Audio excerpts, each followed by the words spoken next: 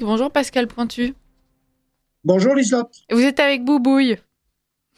Eh oui, Votre... Boubou, il y a froid, il neige. Ah, voilà, votre petit chien pour les auditeurs qui ne suivent pas le direct sur X et YouTube et qui donc n'ont pas l'image. Bah, rappelez-vous que vous pouvez la voir donc sur notre compte X et notre compte YouTube et puis ça vous donnera l'occasion de voir nos charmantes pommes, mais également donc Boubouille, le petit chien de Pascal Pointu. Ce n'est pas le sujet de votre chronique, Pascal Pointu. Vous vouliez Non. nous parler des boulangeries. Eh oui, on mène une campagne mensongère sur nos souverainetés alimentaires. Nos boulangers se meurent. Et j'en veux pour preuve la disparition chaque année, depuis quelques temps. Nous perdons chaque année sur notre territoire 1200 artisans boulangers, boulangers pâtissiers. Chaque année. 32 000 boulangeries restent encore en France. Rien qu'en 2023, il y a eu 22% de ventes de boulangeries, de pâtisseries en moins chez les notaires. Déjà qu'en 2022, le phénomène avait déjà reculé de 6%. L'attractivité du métier peine à satisfaire de nouveaux artisans, notamment en zone rurale. Les artisans boulangers et pâtissiers subissent plusieurs contraintes inhérentes à leur métier.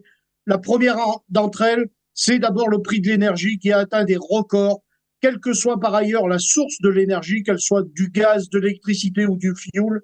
Quand on voit que certains artisans ont dû payer jusqu'à 14 000 euros par mois de facture, alors qu'auparavant, elle était divisée par 3 ou par 4. Alors, donc là, nous avons le problème de la responsabilité de M. Macron, qui, en refusant de soutenir la filière nucléaire et à se soumettre au diktat de l'Allemagne, a imposé un prix sur le gaz russe. Donc, on a vu nos factures s'envoler. Là, c'est pas une nouvelle, ça a été dit et redit. Mais nos artisans boulangers ont été les premiers sur le front à subir les conséquences. Ensuite vient le prix du beurre. Là aussi, M. Macron, encore, est incompétent, car la France, là aussi, a sa grande part de responsabilité en laissant faire la disparition des producteurs laitiers. Chaque année, on perd des fermes de production laitière. Et nous avons Lactalis, le numéro un mondial de la transformation du lait, qui est quand même de très loin celui qui refuse de payer au prix juste le prix du lait aux producteurs laitiers, avec une base de 504 euros en moyenne la tonne, alors que partout ailleurs, c'est bien plus cher que ça. Et Lactalis est en train de tuer les producteurs laitiers qui abandonnent les uns derrière les autres. Et nous avons, en plus de l'énergie, en plus du prix du beurre, nous avons en ce moment le prix du cacao. Alors le prix du cacao, c'est fantasmagorique. Là, il a explosé par rapport aux aléas climatiques. L'année dernière, en décembre 2024, nous avons payé, enfin les producteurs, les acheteurs, les grossistes, ont payé 50% de plus le prix du cacao que le mois précédent. La tonne de cacao s'échange aujourd'hui aux alentours de 10 000 dollars, un prix jamais atteint depuis des éternités. Et quand on voit que la production n'arrive pas à soutenir la consommation, donc nous avons 4 grands pays africains qui fournissent, nous avons la Côte d'Ivoire, le Ghana, le Nigeria ou le Cameroun, l'Indonésie et l'Équateur ensuite, mais les 4 pays réunis d'Afrique n'arrivent qu'à nous produire 58% de la production mondiale. Donc nous n'arrivons pas. Et, pardon, et nous avons aussi le prix du blé.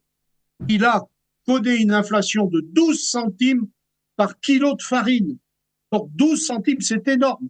Et derrière tout ça, si vous voulez, on peut rajouter malheureusement, parce qu'il y a l'arbre qui cache la forêt, certains vous diront que le secteur se porte pas si mal que ça.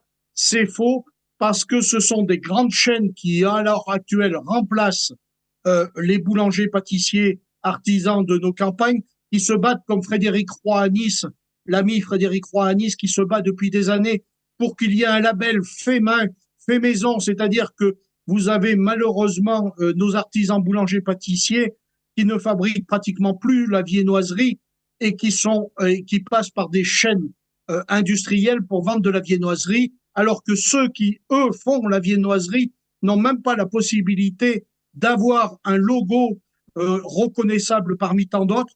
et disant que c'est fabriqué de A jusqu'à Z dans nos boulangeries-pâtisseries. Donc nous avons des chaînes de boulangeries qui explosent, Marie Blachère en tête, la Micaline, la brioche dorée, Ange et ainsi de suite. Et tout cela, si vous voulez, ne lutte pas pareil, puisque eux fabriquent un peu de pain avec du levain qui est par ailleurs plus ou moins trafiqué, et toute leur viennoiserie est une viennoiserie industrielle. Et donc nous avons aussi au même moment les terminaux de cuisson. Donc ce sont là des prétendus boulangers, mais qui n'ont rien de boulanger, puisque la pâte vient de Hollande, surgelée, et on met tout ça dans un four et on vous fait une baguette qui le soir même est immangeable. Voilà où nous en sommes, et il faut défendre nos artisans boulangers parce que c'est quand même les métiers de première consommation, et ces métiers-là sont indispensables pour nos territoires. Et puis pour défendre et aider nos boulangers, la meilleure solution, c'est commencer par aller se fournir chez eux, chers auditeurs. Donc on vous invite à trouver un bon artisan boulanger près de chez vous et aller lui acheter du pain. Merci beaucoup, Pascal Pointu, pour cette chronique. À la semaine prochaine. Merci.